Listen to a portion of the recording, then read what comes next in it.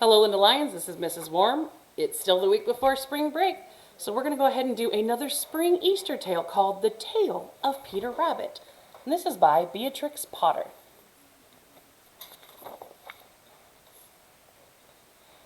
Once upon a time, there were 4 little rabbits, and their names were Flopsy, Mopsy, Cottontail, and Peter. They lived with their mother in a sandbank underneath the root of a very big fir tree. "Now, my dears," said old Mrs. Rabbit one morning, "you may go into the fields or down the lane, but don't go into Mr. McGregor's garden. Your father had an accident there. He was put in a pie by Mrs. McGregor. So the bunnies need to stay well away. Now run along and don't get into mischief. I am going out." Then old Mrs. Rabbit took a basket and her umbrella, and she went through the wood to the baker's. She bought a loaf of brown bread and 5 currant buns. Flopsy, Mopsy, and Cottontail, who were good little bunnies, were down the lane to gather blackberries. But Peter, who was very naughty, ran straight away to Mr. McGregor's garden and squeezed under the gate. We can see him squeezing under the gate right here. First, he ate some lettuce and some French beans, and then he ate some radishes. And then, feeling rather sick, he went to look for some parsley. So he's eating the farmer's crops and plants that he's grown. But round the end of a cucumber frame, whom should he meet but Mr. McGregor? Mr. McGregor was on his hands and knees planting out young cabbages, but he jumped up and ran after Peter, waving a rake and calling out, "Stop, thief!"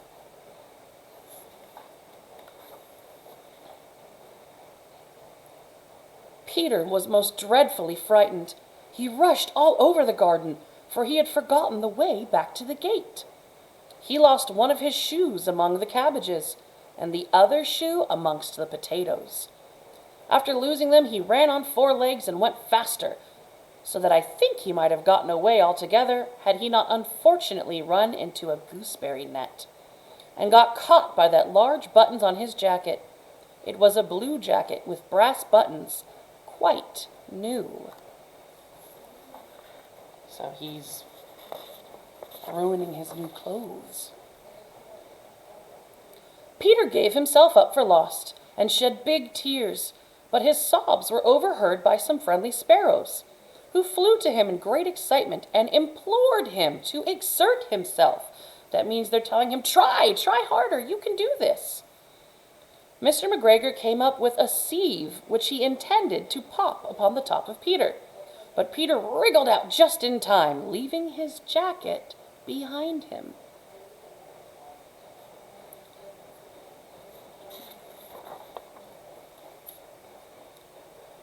And rushed into the tool shed and jumped into a can. It would have been a beautiful thing to hide in if it had not had so much water in it. Mr. McGregor was quite sure that Peter was somewhere in the tool shed, perhaps hidden underneath a flower pot. He began to turn them over carefully, looking under each one. Presently, Peter sneezed. Ker-choo! Mr. McGregor was after him in no time. As you can see, his little bunny ears sticking out of the water pot. And tried to put his foot down upon Peter, who jumped out of a window, upsetting 3 plants. The window was too small for Mr. McGregor, and he was tired of running after Peter. He went back to his work.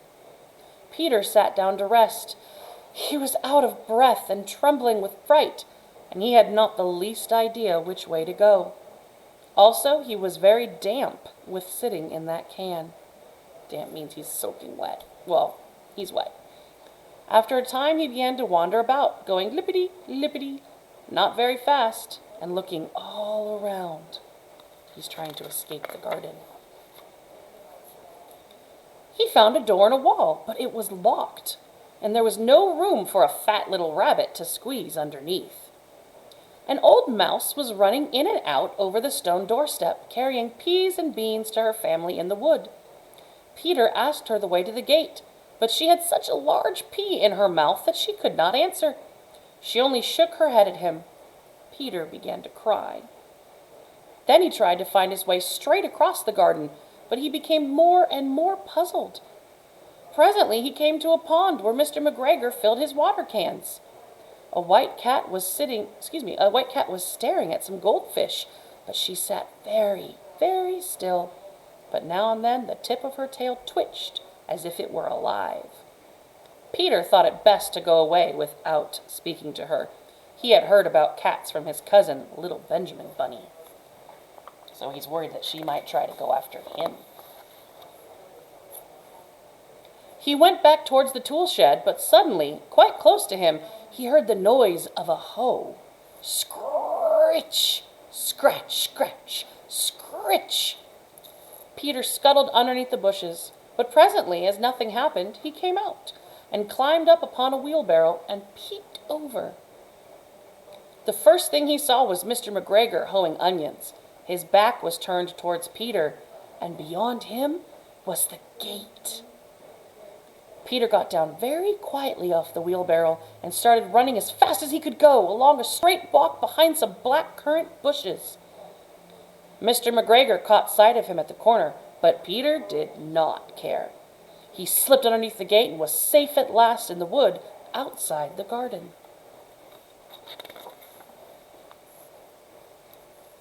Mr. McGregor hung up the little jacket and shoes for a scarecrow to frighten the blackbirds. Peter never stopped running or looked behind him till he got home to the big fir tree. He was so tired that he flopped down upon the nice soft sand on the floor of the rabbit hole and shut his eyes. His mother was busy cooking. She wondered what he had done with his clothes. It was the second little jacket and pair of shoes that Peter had lost in a fortnight. A fortnight is 2 weeks, not just the computer game. It's an amount of time. So in 2 weeks, he'd lost 2 jackets and 2 pairs of shoes. I am sorry to say that Peter was not very well during the evening. His mother put him to bed and made some chamomile tea, and then she gave a dose of it to Peter. 1 tablespoonful to be taken at bedtime. But Flopsy, Mopsy, and Cottontail had bread and milk and blackberries for supper. The end. Well, I certainly hope Mr. Peter Rabbit learned his lesson. To stay out of Mr. McGregor's garden. You guys have a wonderful day. Thank you for listening.